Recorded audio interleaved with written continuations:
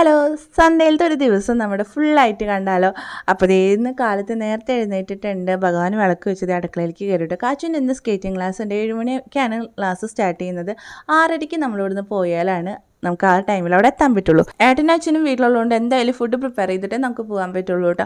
അപ്പോൾ ഏട്ടനും അച്ഛനുള്ള ദോശ ഉണ്ടാക്കിയിട്ടുണ്ടായിരുന്നു. ചൂടോട് കൂടിയാണ് അവർ കഴിക്കാനായിട്ട് ഇഷ്ടം കേട്ടോ. അപ്പോൾ അതേ നല്ല മുരിഞ്ഞ ദോശയും സൈഡായിട്ട് നല്ല കുറുകിയ സാമ്പാറും പിന്നെ തേങ്ങാ ചട്നി നല്ല കട്ടിയിലാണ് ചെയ്തെടുത്തിട്ടുള്ളത്. പിന്നെ സബോള ചമ്മന്തി കേട്ടോ. സംഭവം അടിപൊളിയായിരുന്നു എന്ന് ചേട്ടൻ പറഞ്ഞു. അപ്പോൾ ഞങ്ങൾ വന്നതിന് ശേഷമാണ് പിന്നെ ഫുഡ് കഴിക്കാൻ നിൽക്കുക.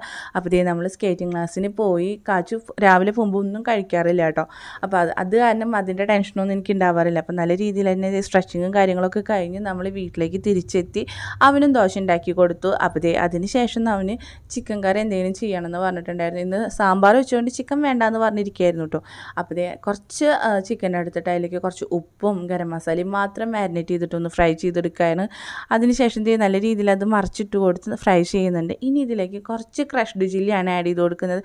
ഇത് ആദ്യം തന്നെ ചിക്കൻ വറുക്കാനായിരുന്നു, പക്ഷെ പോയി അതൊരു കറിയുടെ രൂപത്തിലേക്ക് എത്തിയിട്ടോ. ചാറുകറിയായിട്ട് സാമ്പാർ ഉണ്ടായിരുന്നല്ലോ. അപ്പോൾ ക്രഷ്ഡ് ചില്ലി ഇതിലേക്ക് ആഡ് ചെയ്ത് കൊടുക്കുന്നുണ്ട്. അത് നന്നായിട്ടൊന്ന് മുരിഞ്ഞ് വരും. ഇതിലേക്ക് ഇനി ചെറുതാക്കി അരിഞ്ഞിട്ടുള്ള ചെറുള്ളി, അതുപോലെ തന്നെ വെളുത്തുള്ളി, പച്ചമുളക് നല്ല രീതിയിൽ തന്നെ ചേർത്ത് കൊടുക്കുക. അതൊന്ന് വഴണ്ടി വരണം. ഇതിൻ്റെ ഉള്ളിൽ കിടന്ന് തന്നെ അത് വഴണ്ടി വരണം. അതായത് അധികം ഡ്രൈ ആവാതെ നല്ല കുഴഞ്ഞ പോലെ കിട്ടണം കേട്ടോ. അതിന് വേണ്ടിയിട്ടാണ് ഇങ്ങനെ ചേർക്കുന്നത്. അല്ലാതെ ഒന്ന് ചൂടായി എന്ന് കാണുമ്പോൾ ഇതിലേക്ക് അര കഷ്ണം തക്കാളിയുടെ പീസ് അരിഞ്ഞത് ചേർത്ത് കൊടുക്കണം കേട്ടോ. അത് നന്നായിട്ടൊന്ന് വഴറ്റിയെടുത്തതിന് ശേഷം ആവശ്യത്തിന് ഉപ്പും കൂടി ചേർത്ത് അടച്ചു വെച്ച് നമുക്ക് വേവിക്കാം. ഓയിൽ അധികം ചേർക്കേണ്ട, ഞാൻ പറഞ്ഞല്ലോ ഫ്രൈ ചെയ്യാനായിരുന്നു ആദ്യം വിചാരിച്ചത്. അതുകൊണ്ടാണ് ഓയിൽ കുറച്ച് കൂടുതൽ ചേർത്ത് കേട്ടോ, വെളിച്ചെണ്ണ.